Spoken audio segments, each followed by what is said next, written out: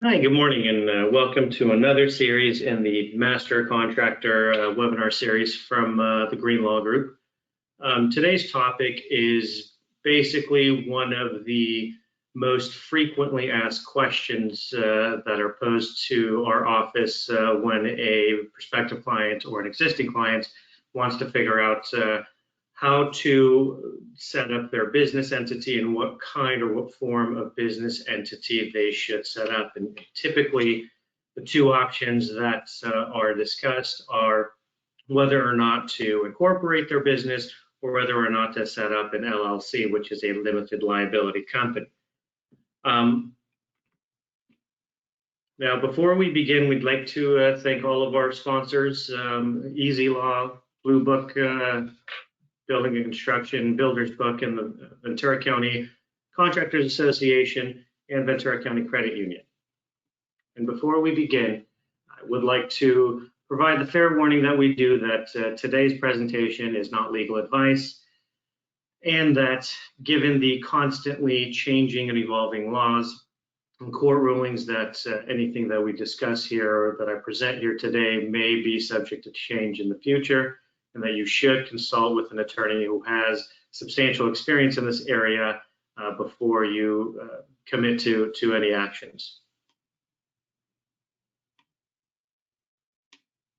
Now, first question that we typically get asked when starting a new business is, which entity do I choose?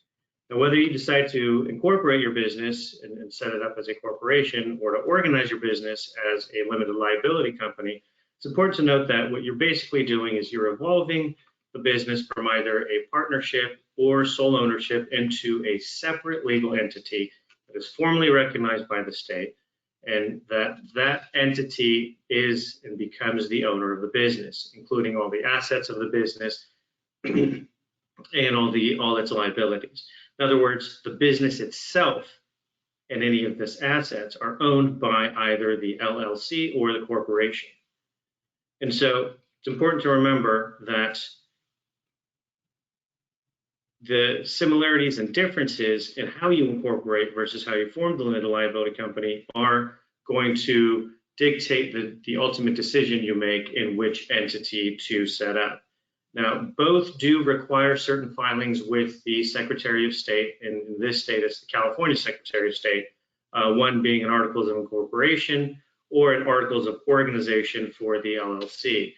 Both are public documents, but some of the key differences that clients do take into account is how much information they wish to be public. And in that regard, the LLC does contain fewer required pieces of information to be on the form, the Articles of Organization, when it's filed with the state, whereas the Articles of Incorporation for a corporation requires much more information, which does become public info.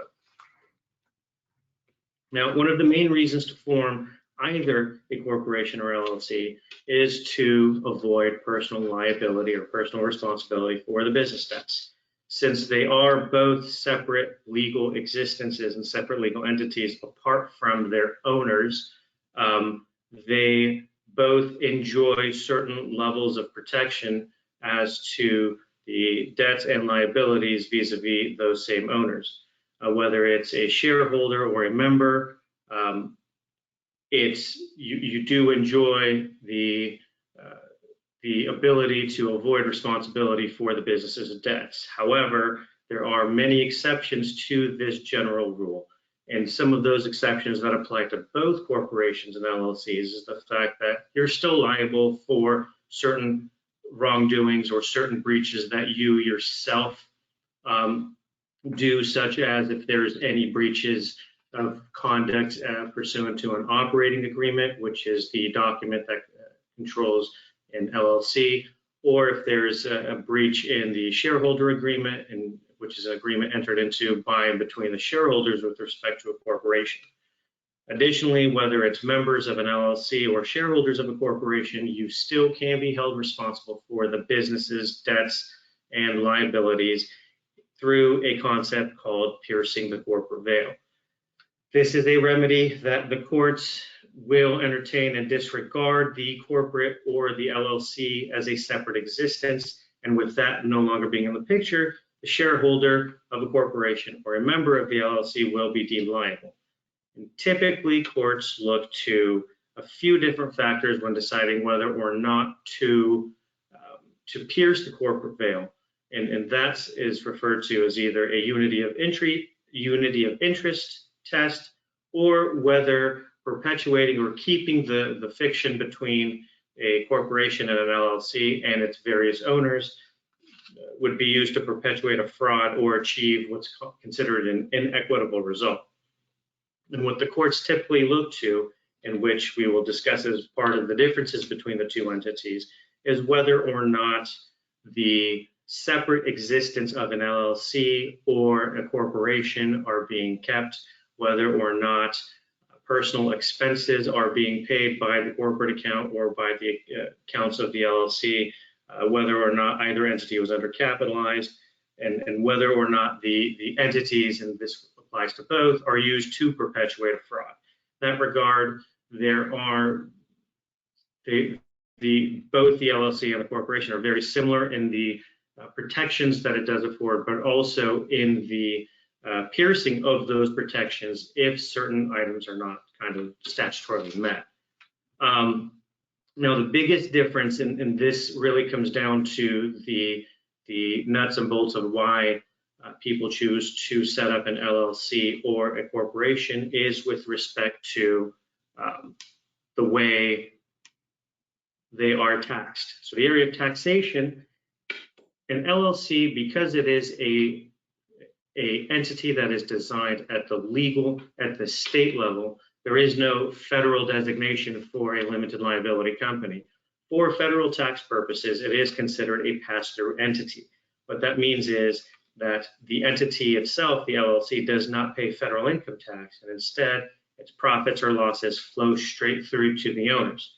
Business income equals personal income, so you end up paying on your personal taxes at the individual rate. While sometimes this can be a good thing, it doesn't guarantee that being taxed as an LLC is better for you.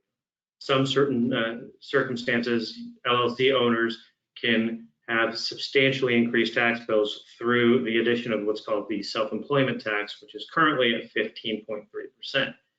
And it also can depend on whether the corporate or personal tax rates are higher, given your specific circumstances and what kind of exemptions or deductions you may otherwise be entitled to. While this pass-through rule is the default rule, if you do nothing, the LLC can be treated as being taxed as a partnership under what's called subchapter K of the Internal Revenue Code, or alternatively, it can be treated as a corporation for federal tax purposes. This is typically done by filing forms with the IRS where the LLC can be treated as either a C corporation or an S corporation if it otherwise qualifies to be an S corporation for federal tax purposes only. Now, the key difference between this and the corporate taxation is that the default for a corporate tax structure is that of what's called the C corporation, which is a reference to the subchapter C of the Internal Revenue Code. What this basically means is that C corporations are first taxed at the corporate level for any profits and or losses. And then to the extent that that corporation distributes any of its profits to the shareholders in the forms of dividends or distributions, then there's a second level of taxation at that level as well. So sometimes you might hear the phrase C corporations are subject to double taxation. That's kind of what it means. Alternatively, if the corporation that's set up otherwise qualifies, you can be requested, or you can request to be treated as a S corporation, which is a reference to subchapter S of the Internal Revenue Code. An S corporation, similar to an LLC, is a pass-through entity, or it's a pass-through taxation mechanism where the profits and or losses do flow through to the individual on the tax returns. However, the S corporation does have certain stricter limitations as far as the types of shareholders and the types of shares that it can have. So while A C corporation can have things such as different shares, different types of shares, as in voting shares, non-voting shares, preferred stock. An S corporation can only have one class of shares. An S corporation can only have shareholders that are either individuals that are U.S. citizens or legal residents, and certain trusts and tax-exempt organizations. And you can't have more than 100 shareholders. Whereas with the C corporation, those limitations do not exist. Now, the other key differences between a corporation and an LLC is what's considered post-formation compliance. So while both entities do require certain either yearly or biannual statements of information that are filed with the Secretary of State, they both require, at least in this state specifically, payment of what's the minimum tax to the Franchise Tax Board. The requirements and where they differ is that with the corporation does require to hold annual shareholders meetings, annual board of directors meetings, whereas the LLC, it's basically completely up to the managing members and how they set up the operating agreement as far as the types of annual meetings that they want to have, if at all. Typically, the post-formation compliance parts that are different as well is with respect to management, whereas with a corporation, you have a scenario where the shareholders elect a board of directors that handle the businesses and the affairs and oversee all major business decisions. The board of directors then elects what are known as officers, typically a president or CEO, a secretary, and a treasurer or chief financial officer, who handle the day-to-day operations of the business. The shareholders themselves of the corporation can end up with very limited management functions, and it only requires them to appear at these annual meetings and elect the board of directors. And perhaps other kind of major business decisions such as mergers or decisions to dissolve the corporate entity. The LLC has two separate and distinct management structures. It can either be member managed, where all of the members of the LLC participate in the management functions, or it can have a managing member that can be a non-natural person, can be another entity that professionally manages the LLC, or it can be one of the members of the LLC. And unlike a corporation, it does not require to have annual meetings. It basically comes down to what the members have agreed to as part of the operating agreement.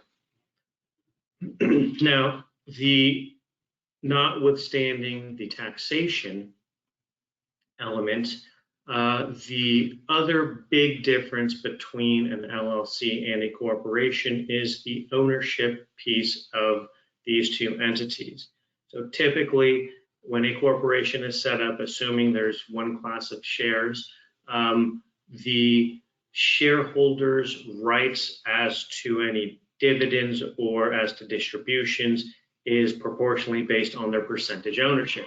If you own 10% of all the shares that are issued and outstanding, you are entitled to 10% of the dividends or distributions that are made.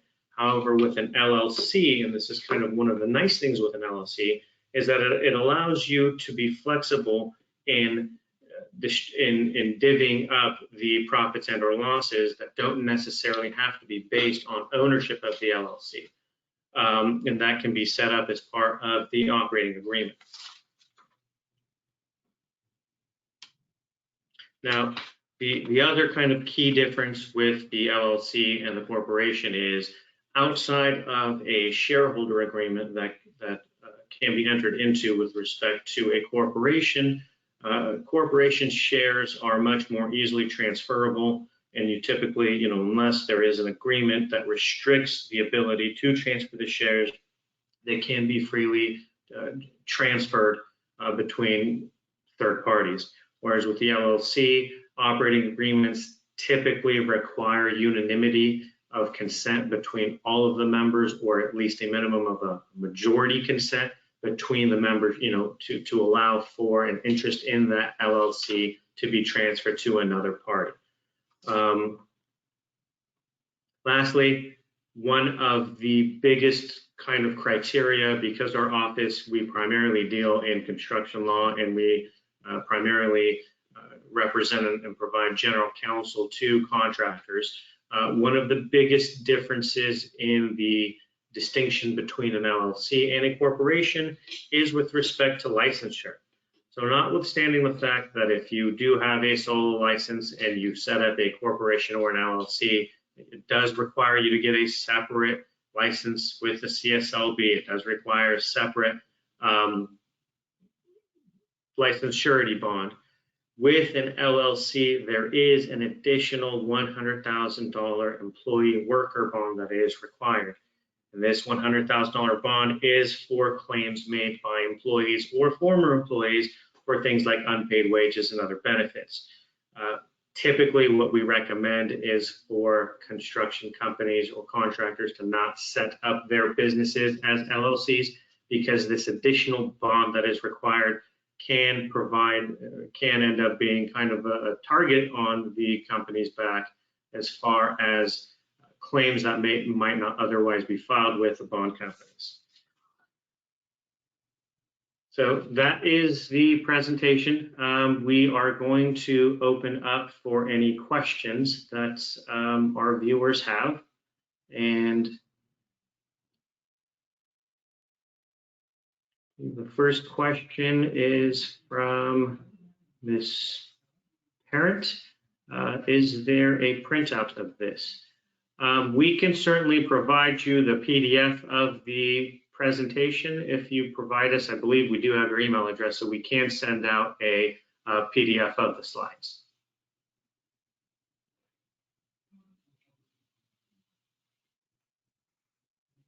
Any other questions?